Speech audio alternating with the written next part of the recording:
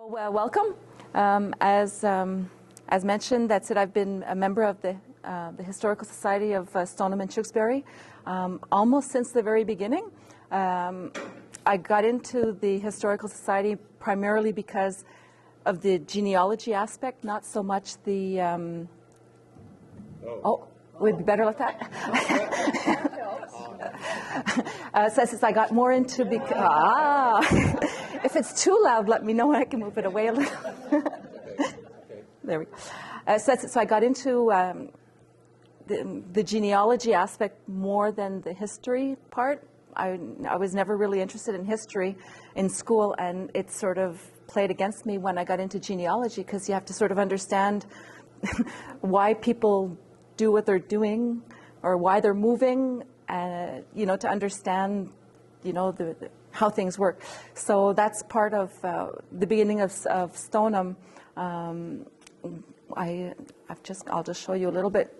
Sort of what I sort of planned on talking about is a little bit the pre-1800 period, then post-1800 period, then what the censuses tell us with the first settlers, the first schools on the territory, the different religions, how that influenced the area. Some notable Irish that came from Stoneham or moved to Stoneham. If you have any questions, you don't have to necessarily wait till the end. If you guys have any questions before we switch, just let me know. So if we start with the pre-1800 period, I'll just show you a map, just basically where Stoneham is. So it's north of Charlebourg. I don't know if you guys can see it very well. Okay, so that's it. So it's north of Charlebourg, north of Lake St. Charles. So it's this area up here, all up here.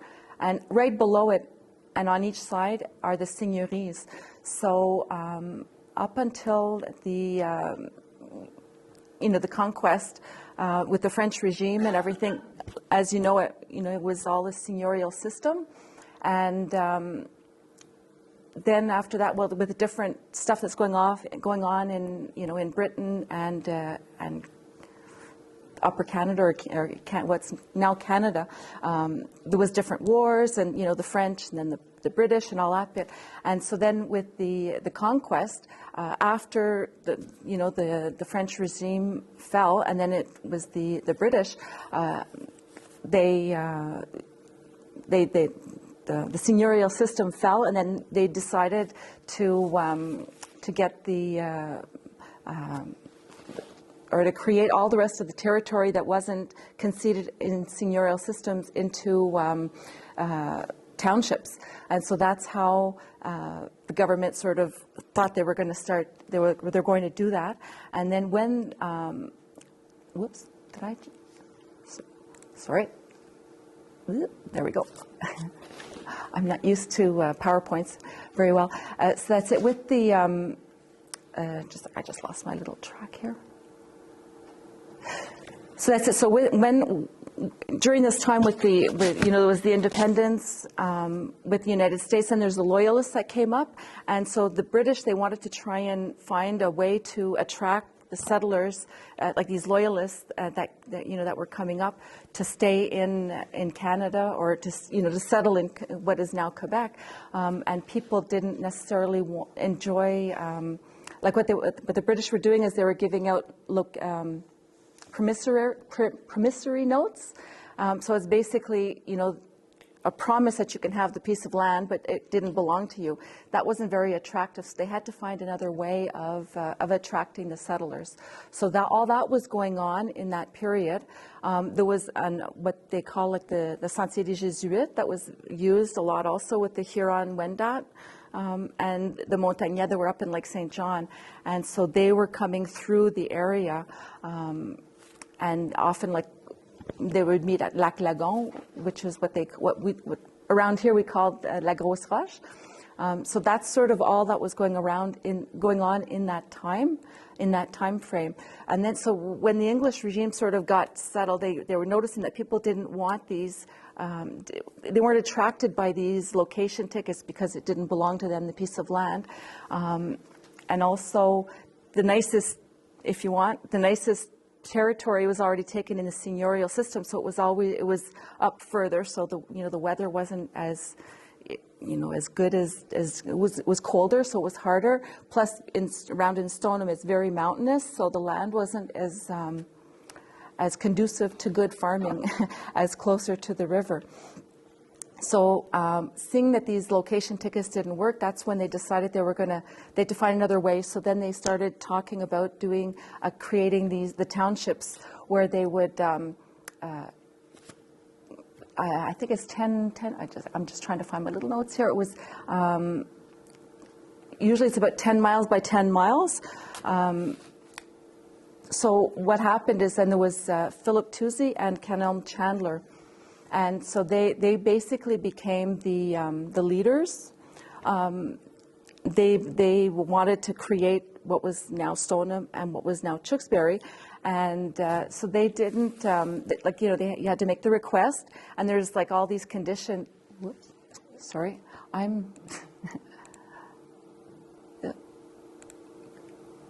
okay. Yeah, so there's all these conditions to making this request for the patent, for the patent letters to become a township.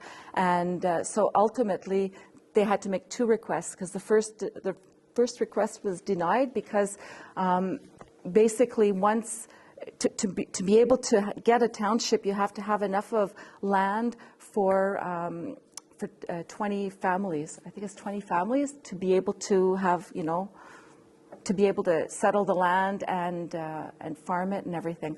And so it was very limit, so that's why the first request was denied. So in 1795, Kenelm Chandler and Philip Toosey made a joint request, and that was ultimately accepted.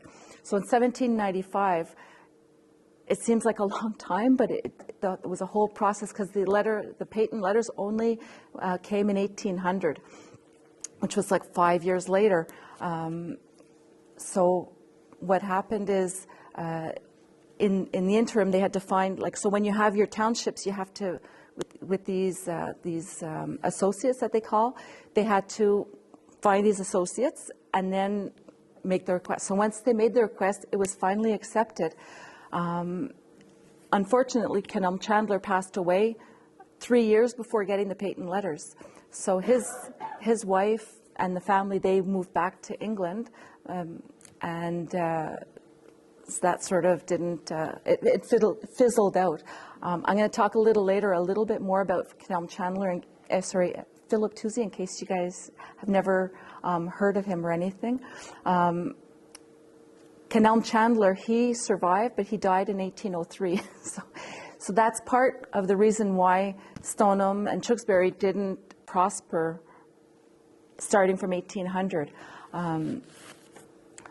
So that's it. So after 1800, 1803, everything sort of stayed quiet in Stoneham, because if you know, the road coming up to Stoneham, to get into the village, you have to cross the Huron River. There's a bridge now, but back then there was no bridge, and so it was very difficult, and throughout the year to travel all the way up. The other way to come up would be coming up through Lake St. Charles, come up the river, the St. Charles River, Lake St. Charles, and then the Huron River, or else you walk up. So it was very hard, because it's about 18 miles from Quebec City. So back then it was not an easy trip. So apart from that, once these promissory, because some people got promissory notes right away in there, like Philip Toosey got a promissory note, and so back in 1795, 96, he started building a barn and clearing the land and everything. So this is just a picture of the big book with the patent letters that eventually got there. Unfortunately, like I said, Philip Toosey never got to see the actual documents. So this is an example of families when they would petition for land. Often what would happen is, up in Stoneham, they weren't petitioning for land, but it was just a little bit below. If we go back to that picture again,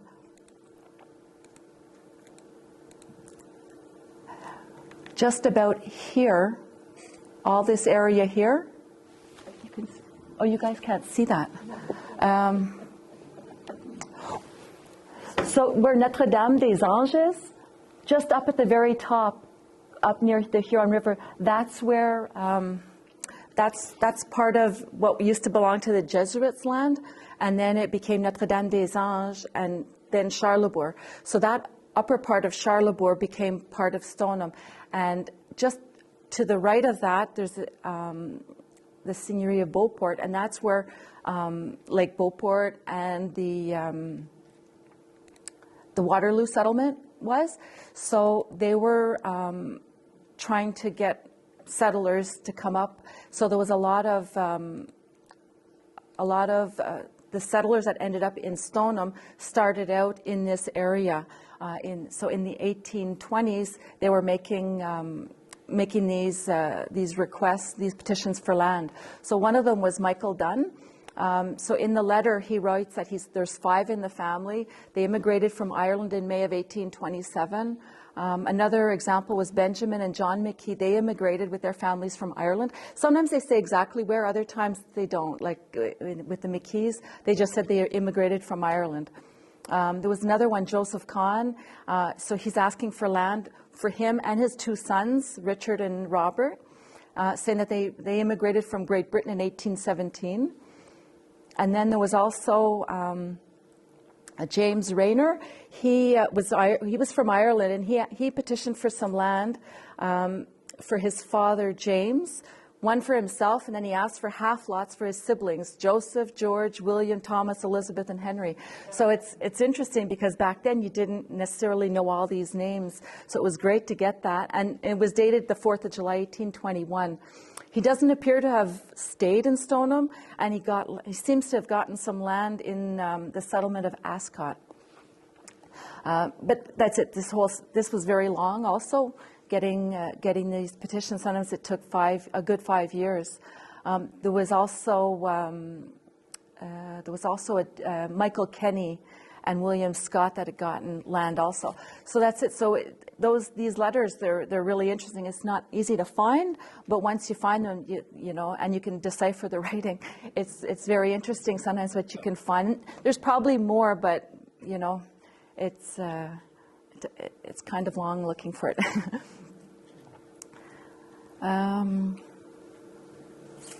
After that, so this is an example of, so once you get this promissory note, you have to, you know, basically pledge that you're going to settle the land, and then you have these conditions. You have to build a house within a certain amount of time, start, you know, working the land and everything, and then once you've done, you know, what you promised you'd do in the time frame, then you basically write back and say that you've respected all these conditions. Can I now get the piece of land in my name, type of thing? And then they grant you the piece of land. So this is an example of one. You know what it looks like when they say that this is Christopher Wilson. Christopher Wilson, saying that he performed the necessary duties for the lot number 22, and that he wants to settle it to get the piece of land. So that's it. It's a long process. You got to be kind of patient. So who was Philip Toosey? He was basically an Anglican minister. He came from Stoneham, so it's not Stoneham. He came from Stoneham, and so that's it. He was born in 1744. He immigrated to Canada in 1785 with his wife and 3 children. But he seemed to be more interested in agriculture and all these new techniques. He was one of the founders and director of the Agricultural Society in 1789. Like I mentioned before, he got a certificat d'occupation in 1794 in Stoneham for Lot 7 in the first range. In the interim, he also, in 1795, he bought a piece of land, which is basically between Lake St. Charles and Lac de Lage, that sort of glebe of land right there. And so he built a house there. And so obviously he would be coming up from, you know, the St. Charles River, go through Lake St. Charles, and right at the top there, it probably, we would never be able to find the spot anymore because of the dam that was installed back in the 40s or the 50s, and now that land is all, you know, the lake has gotten bigger basically because of the dam. So probably it's, you know, where the house was would be underwater now. So that was his base, and then he kept on up to Stoneham, where the Anglican, we presume it's where the Anglican Church is right now, that he built his land. So he built a house and some barns and stables and stuff for, he put a lot of money into clearing the land and getting it, building the, you know, the barns and everything for this. He obviously didn't know he was going to be dying. I think he was 53 when he passed away. So that's it. So he called that farm the Stoneham Lodge, Stoneham Lodge. And a little bit later, when he died, in 1797, they did the inventory after death. So it was a 2-story house, 50 feet by 26. There was a small stable, a barn for 16 cows, a dormitory for 26 people, a log cottage for 2 families, and he had already cleared 30 to 40 acres. Apparently it was supposed to be like the biggest barn in Canada. When someone had come, a visitor had come in around 1831 to visit Stoneham, that's what he had described the area. So that's it. So once he passed away, Kenelm Chandler was the liquidator basically, because his wife had gone back to England. So this is an old plan that a surveyor did back in between 1827 and 1829. And so we can see where the buildings were. This is basically lot 7 in the first range. The church, the Anglican church, would be around here somewhere. So that's it. So in 1791, that's when Arthur Young had wrote that, you know, was that the barn was lofty enough to give shade for 50 cows, and it was a stables for 12 horses. There was some sheep houses and some hogsties. Isaac Weld in 1795-96, it was him that had described the barn being the largest in Canada. So after Tewkesbury passed away, basically it fell into ruin, and so like around in the 1831, it was basically rotted out, unfortunately. So between 1803, when Chandler passed away, and Tewkesbury, before they started, you know, the settlers started settling, you know, there was no one really hardly that was coming up. There was a few people would come up and they would have like parties or something, but apart from that, there was no settlers because it was just too hard to get there, across the river and the whole bit. Seeing there was no bridge and everything. They had asked to have a bridge built in 1801, but possibly it, you know, rotted or whatever. Maybe the spring waters or something put it down. So we see again where the Stoneham Lodge is, where the star is. That's the red star. That's where his other house was. So Kenelm Chandler, he was born in Tewkesbury, England, so hence the name Tewkesbury.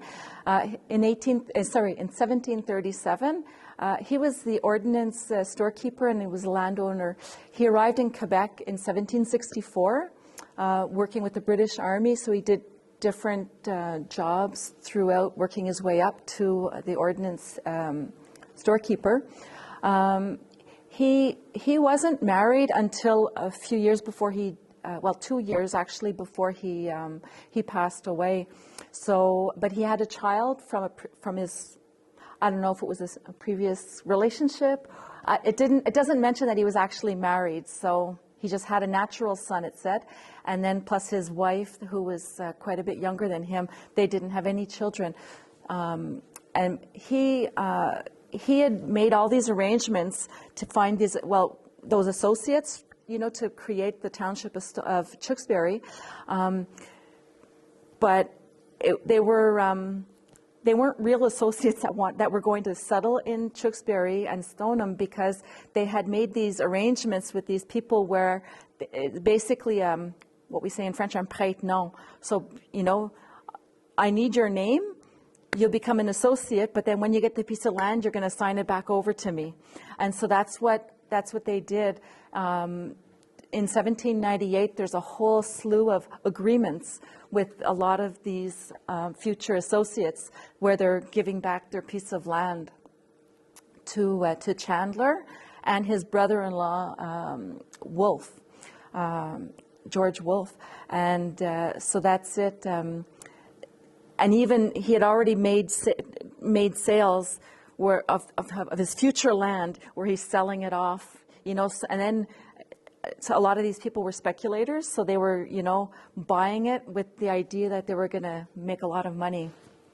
But with both, you know, both leaders passing away, there was no one sort of to push this settling of the land, and it wasn't very interesting. It was hard. It was a hard life because it was the summers aren't very long, the land isn't very rich, so it was a lot of people came. And then they went back to Quebec, or went somewhere else where it was easier.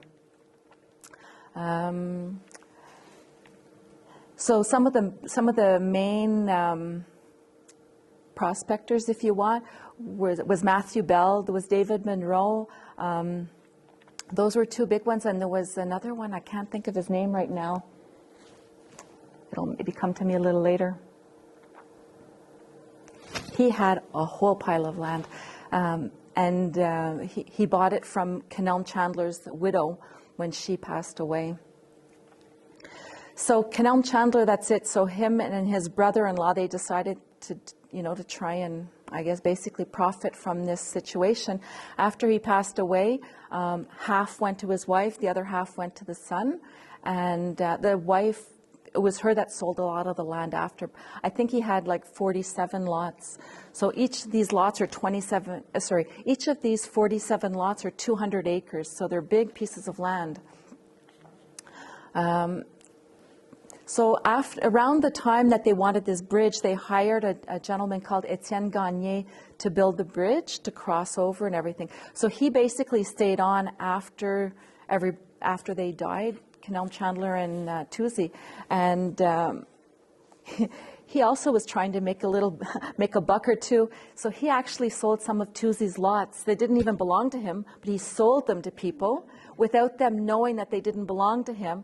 He dies, and then his wife is suing the people who hadn't paid. And then when they find this out, then they basically wrote to, you know, to the government saying, look, we got duped. I paid for the land, or I'm still paying for the land, but it doesn't even belong to this guy. So that was canceled, and then they ended up getting their pieces of land. But it was just a rigmarole, and like it took like over 10 years. There was one man that made the request that saying, look, hey, you know, I bought the piece of land. I'm being sued by the widow because, you know, I haven't finished paying, but I found out it doesn't even belong to them. And it took 10 years to get that settled, you know, and he was already, it was the succession that got the piece, the title, the actual official title.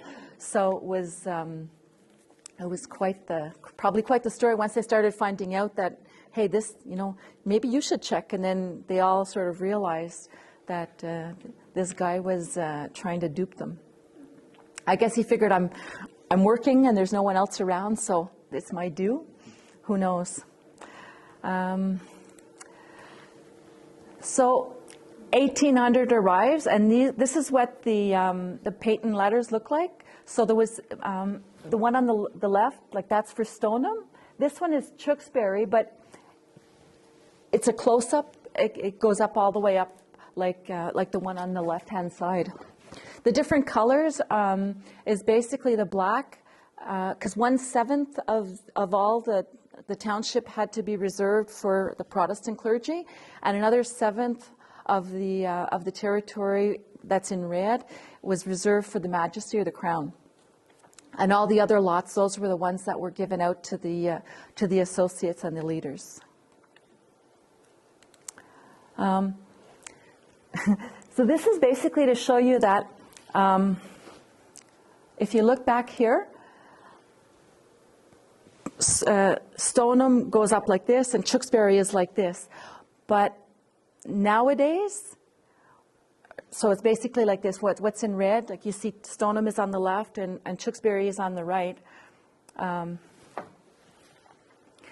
But today, it's more like this. So this is like what we know as Stoneham, and what we know as Tewkesbury is up on the top part. Basically following the mountains, you know, because where the rivers come down and everything. So that it's kind of confusing when people don't realize that the township of Stoneham was like the first 11 lots going up, and Tewkesbury was, you know, lot 12 to 22 going up. So as I mentioned, between 1800 to 1820, there wasn't really very much. From the 1820s to 1830s, there was a boom.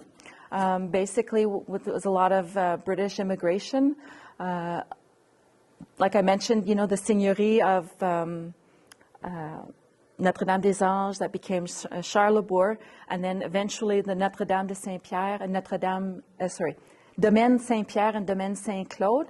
Those were the two sections that used to belong to Charlesbourg.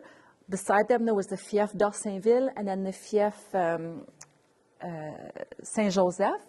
We'll see it in the next picture. So that's it. So it was urgent to build another bridge. So another bridge was built.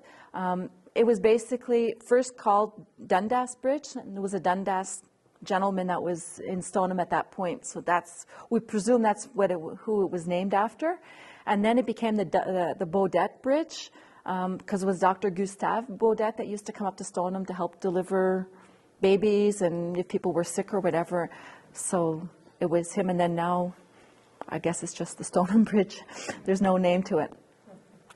The boom in the 1840s was basically more the population or the settlers coming up from Valcartier going into Tewkesbury, because that was the easiest way to get into Tewkesbury back then, because there was no road between Stoneham and Tewkesbury.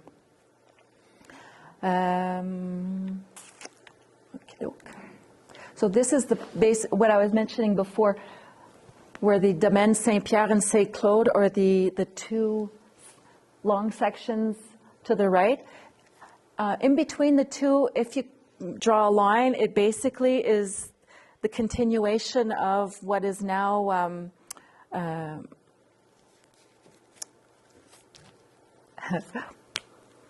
that road in Charlesbourg, Henri Bourassa. Henri Bourassa, if it continues pretty much straight up, that's the road that continues right up between those two domaines. On the left-hand side, L'Épinay and d'Orsainville, they were their own fief, their own seigneurie, and that's all part of Stoneham now. So this is the big picture of what the parish of Stoneham and Tewkesbury looks like. What's in red down below, that was part of the seigneuries that was added on, and we see the bigger picture on the right of what I just showed you. That's basically a plan from 1873 with the new lot numbers when they created them, because especially down in the seigneuries, they had their own other numbers when the Jesuits gave out the lots back in the 1829 to 31, and then I discovered just like that they changed them at some point. I'm not exactly sure when, but it's somewhere between 1850 and 1870. The numbers seem to have gotten changed, because I noticed it in some of the contracts where they'll say it's lot 22 and 23, but used to be lot number whatever. So it's like, so that started me down another rabbit hole, trying to find between the two. So if we look at the different censuses, the first census that I found for Stoneham was 1824, so there was 12 families or 70 people. So really wasn't very many. The first family was Matthew Davis, and then the second one was Nicholas Murphy. So Nicholas Murphy is basically, the Murphy family is really the original family that there's still descendants today. Because all the other people that were there in 1824, as far as I know, there's no descendants from these people. 1825 is the same thing. There was 10 families, 52 people, so it had gone down just a teeny weeny bit. We can't really read it, unfortunately. I don't know if I can make it bigger. Okay, well, that doesn't work. So that's it. So we can see the different names of the people. John Patterson is the gentleman that was on lot 7, and so where the Anglican churches. So he was the one that gave the land for the so that they could build the Anglican church. Another family that he was here in 1825 is Nicholas Murphy. 1821, like I was mentioning, that he arrived with his, I think there were 8 in the family. He gave the land for the Catholic Church that's in the village in Stoneham. Guess we'll just go on. So 1831, unfortunately, they don't really give very much information in that census, apart from like the religious background. So we don't necessarily know where everybody was from, but we know that there was 32 families, was 192 people. 140 of the 192 were English speaking. 53% were Roman Catholic, 34% were Anglican. The Anglican Church was built in 1839, and then the Catholic Church was a couple of years later in 1841-42. 1842 census, unfortunately, is missing for Stoneham, as is a lot of other areas, unfortunately, so we can't really get very much information, but I did find out that there was 70 families and 381 people living there. At least in this one, we're able to find out that 24 were born in England, 158 were born in Ireland. So there's a big proportion was Ireland. Then obviously they're already starting to have children, so there's 174 that were born in Canada. There wasn't a mill yet on the land. Or on the territory, but there was 24 children in the one school. I have a picture of that a little later on. 364 to 381 people were English speaking. That's it. Tewkesbury hadn't started completely, so that's why there weren't as many French speaking families at that point. It cost about £5 to rent a farm back then. There were 10 families that were renting farms on the territory. In 1851, the census, it was Nicholas Murphy, actually, the enumerator. So he went around, and the population was 479. There was 78 houses or families, but there was 86 farms. So that's it. And what we noticed that the population triples between 1831 and 1871. So there was a big boom in those first years, and then after that, we'll see a little later, it sort of stabilizes for a long time. Potatoes, oats were the most common. Carrots, turnips, hay, obviously. There was a lot of wood, being cut. So, well, obviously, with all the mountains, there was a lot of wood to be cut. At that point, there was already 3 sawmills that had been built. They were all driven by water. What's interesting is there was one on lot 5 in the first range, and on lot 8 in the first range. So that's both with the Huron River. They were powered by water. The one on lot 8, which is just next to the Anglican Church, and which for a long time was belonged to different people back in the 1800s, and then ultimately belonged to the Dunn family, and that's where the golf course is today. That was had a sawmill that could drive with 14 saws. I've never seen a sawmill, so I don't know how big that would have to be, but 14 seems like a big sawmill. The other one a little further down the river was just one saw, and there was another one a little further up on another river. It was had sufficient power for 6 saws. So at that point in 1851, there was the Anglican Church, there was the Roman Catholic Church, there was a shop in what's now Tewkesbury, and there was one vacant house, and there was 2 houses being built, so it was really getting going.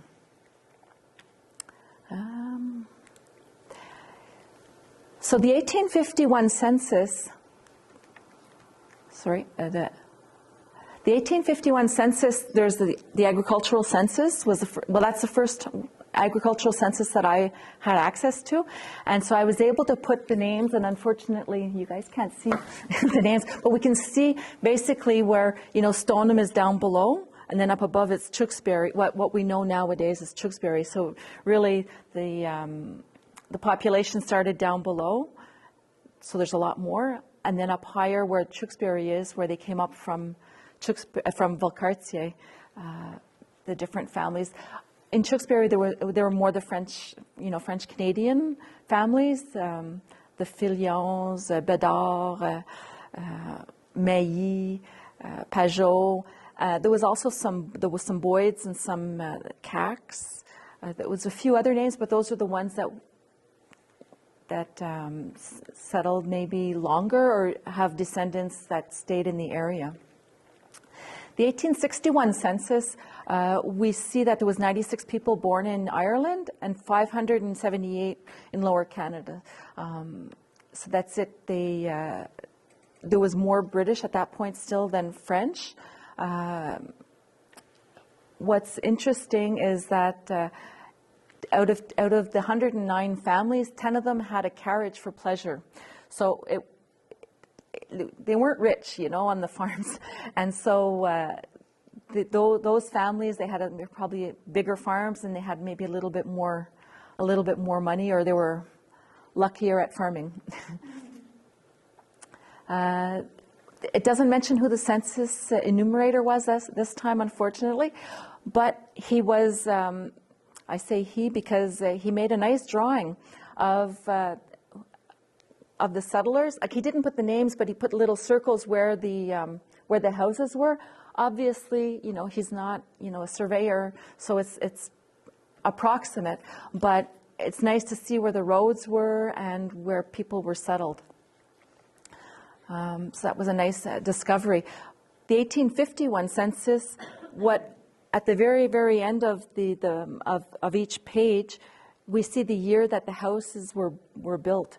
And the earliest was 1828, and it was James Jameson that had built that house in 1828. So that was nice. And all the other ones, all the way up to 1860.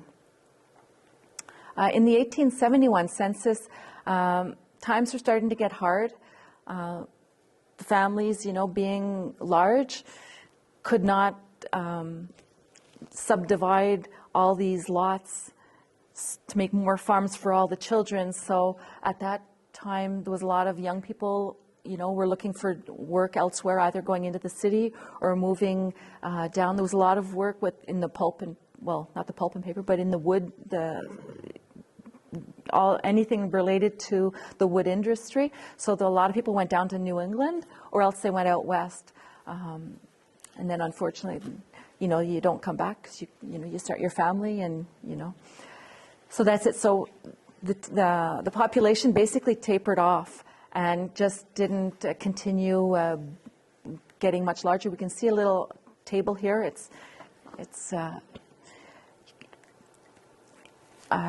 that's it. So between 1850 and basically up until almost to 1930, everything stayed stable. And then once people started moving out and there was less and less farming, then the population picked up again, and then it really expanded.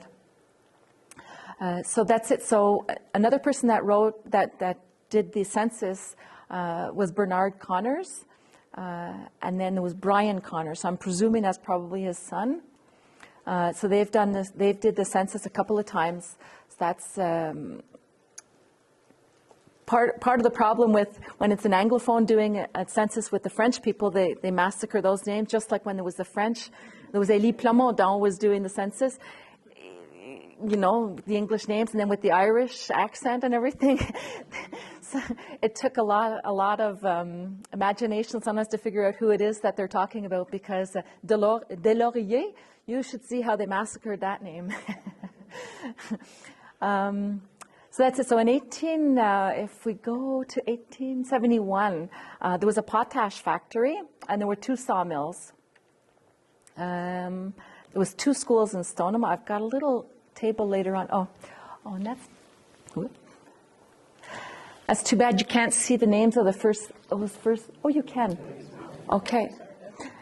So that's it. So these are the names of some of the first settlers that came from Great Britain. So it's, basically Ireland or England or Scotland. A lot of them came from Ireland, as you can see. There's a few that are marked in bold.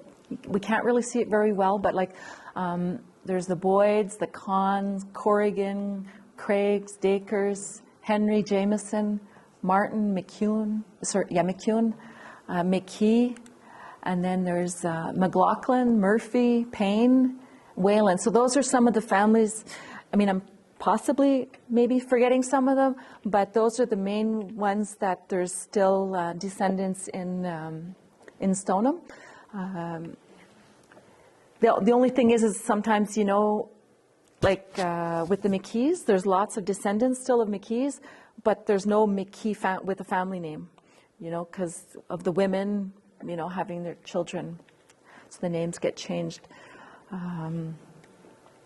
As I mentioned, some of the French families that are, in Tewkesbury, but also in Saint-Adolphe. There was the Cloutiers, Lafont, Brindamour, Martineau, Renault. Deschamps, I mentioned, Moreau, Barbeau, Auclair, Paquette. That's it. So those were some big families that are still in those areas. So this bottom picture with the students, that's the very first school. It was the Protestant school, and then the Catholic school was what they call the Rocheplat school. It was on the chemin, what is now the 12 Chemin Clavet. It's on Boulevard Talbot. So that was basically the Catholic school. So back in the day, a lot of was basically with the religion. So anybody that was Protestant would go to the Protestant school, and then the Catholic school. So there was English and French Catholics, but the school was bilingual. And the teacher would basically be teaching from grade 1 to grade 7 in a 1-room or a 2-room school. And often they would live in it or above the on the second story. Like you can see in this one here, there's a window up top, so that the teacher, I say she, but there were male teachers also, would live up above. That's it. Like I was mentioning, there was the Rocheplat school. There's an école, or the Verrette school, which was going towards Tewkesbury. There was a Hayward school on First Avenue. I'm not sure when these schools opened, but they basically all closed either between 1941 and 1953. The Société school was up Boulevard Talbot going up towards the park. And then there was some schools, or a school in Saint-Adolphe, starting from 1879. So, and then they basically all closed in 1965, the same with the ones in Tewkesbury that I'll mention a little later. And then everybody went to school in the village in Stoneham. So in Stoneham, there was a convent. In 1907, I'll just show you a picture of it here. There we go. So it was a top left-hand picture. It was a 3-story building, this convent. It burnt in 1939, and they rebuilt it. The second convent, so that was in 1941. So in the meantime, between 1939 and 1941, the students were going to would continue going to school, but the Donnacona paper lent them like a room, and so they could go to school in some of their buildings, for the students to be able to continue going to school. The second convent is this one up here on the right, upper right. So it was in use from 1941 to 1962 when it burnt down. At that point, then there was also in 1953 a second school, which was across from the Catholic Church in the village, which you see here with the nuns in front of it. So that was called l'Académie. So it started in 1953. It had 4 classrooms. In 1962, they expanded, and it went up to 8 classrooms. And then 1981 expanded again, and it had 20 classrooms.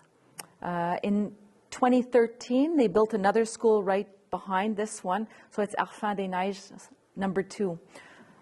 So, this year, apparently, there's 1,003 students. So it's Stoneham's gotten a little bit bigger. So in Tewkesbury, they also had some schools. For the longest time, there was just the one school from 1867 to 1964. Well, it closed in 1964, but in 1939, they built a second school because it was there were getting to be too many. So that's it. I don't have any pictures of those schools, but I know that the school number 2 it still exists. It's a home now.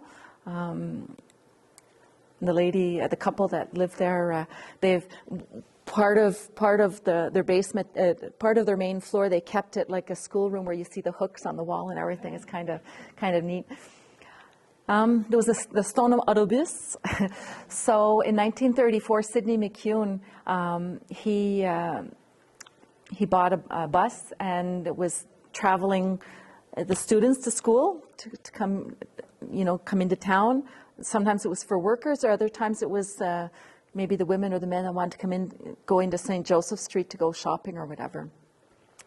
So that continued until 1943 when it was bought or sold to the Autobus Charlesbourg. That stayed in function until 1965 when it was expropriated by the CTCUQ. And then the service with Stoneham was abandoned in 1973. There's a bus now. It's with the MRC de la Jacques-Cartier that they started bringing service right into town again. So it's several times a day, but it's better than before. The Stoneham Golf Club.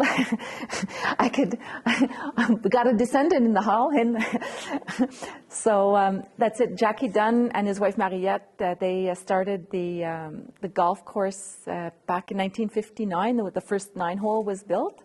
Then in 1970, they expanded it to second 9-hole. 1984, and then 1990 for going up to like the 2 18 holes.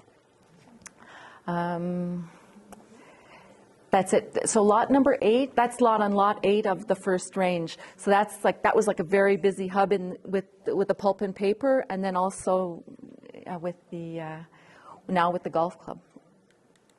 Are they still descendants from the first Dunn you mentioned earlier? Yes.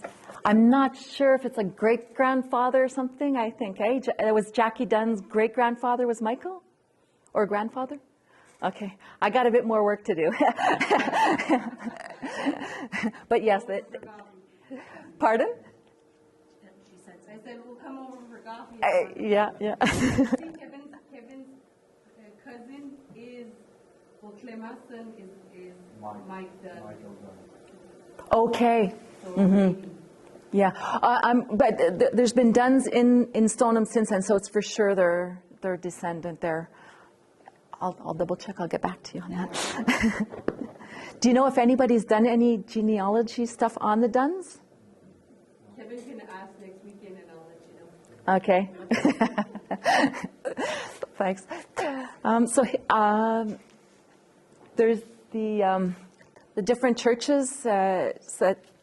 Like I mentioned, there St. Peter's was in 1839 up until 2019 when it closed. Actually, next month there's going to be a service, basically like a last service. It was supposed to be in the spring of 2020, but we all know what happened. And so this will be like a farewell service. The Presbyterian Church, which was basically known as Campbell's Reading Hall, then it became Christ Church, Campbell Hall. It became under the jurisdiction of the United Church of Canada in 1925, but now we all call it just Campbell Hall. It was built in 1860, and its last services were in 1971. There's quite a few Catholic churches on the territory. So there's St. Edmond Stoneham, which was built in 1842 to 1909. It burnt down, then they rebuilt the one that we know of now in 1911. St. Jacques de Tewkesbury was built in 1855. Between 1855 and then to 1957, then they built the new one. It's bigger. So it's basically the one that we know now when we arrive at Tewkesbury. That's the one that was built in 1957. It closed in 2016. And then there's the Mission Saint-Martin, which is on the territory of the Jesuits, or the Séminaire de Québec. So that's it. So it was in function between 1865 to 1898. That's a whole different story, the Mission Saint-Martin. It's not very, very well known. It was not very easy to get to because you basically had to come up from Saint-Brigitte de Laval. And during the First World War, I believe, they weren't called that, to go to war because they didn't know that they existed. They were so far, in the bush, basically. Then at one point, they closed Mission Saint-Martin and came down to and settled in what's now Saint Adolphe. They built that church in 1944, and it closed in 1997. As for Campbell Hall, the Presbyterian Church, when that started out, it was basically 5 farmers from Stoneham, a Bible agent, and a philanthropist. And the philanthropist was Jeffrey Hill. So they were behind the construction of this church. It was basically supposed to be a non-denominational, an area, for reading and Bible study. And here's 3 pictures of them. So this is the one on the top is St. Peter's. The one on the bottom left, that's Campbell Hall. And then on the right, on the bottom, that's the Catholic Church in Stoneham with the presbytery.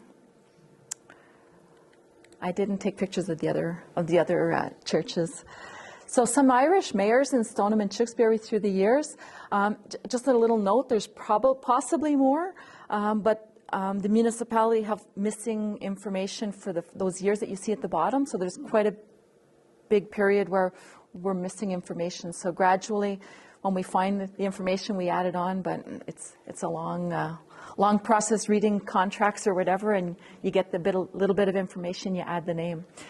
So that's it. There was William Corrigan, Michael Murphy, Patrick Murphy, then there was John Payne and Sidney McCune.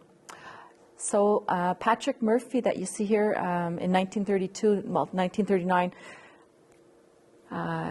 he's a descendant of the original Patrick Murphy, and the original Patrick Murphy had a son, Owen Murphy, who was mayor of Quebec City at one point. So kind of they're important families. So there was 2 Irish priests in the area in Stoneham and Tewkesbury. Francis MacDonald came from, I don't know if I'm pronouncing it right, Dingle, Ireland, and Patrick Kelly from Ireland. Francis MacDonald was ordained in 1846. He was a priest in Stoneham between 1858 and 1862. So basically for Stoneham and Valcartier. Then he moved to Wisconsin, Baie des Chaleurs, and finished in the Gaspé area.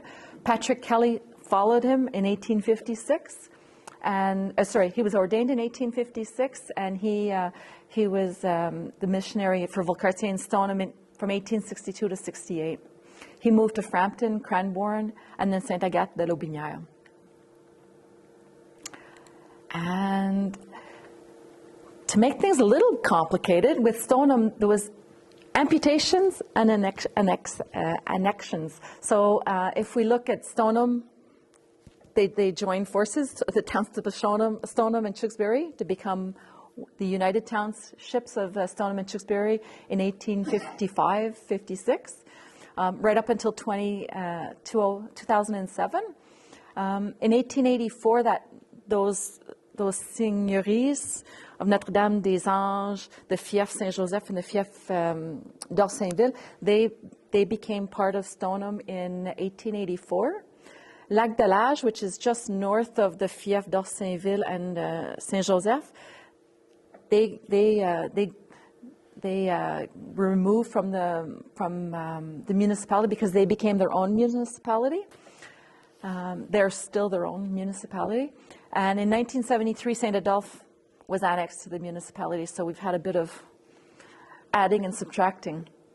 And since 2009, well, now it's called the les Cantons-Unis de Stoneham-et-Tewkesbury. So that's pretty much it. So I don't know if you guys have any questions. So thank you.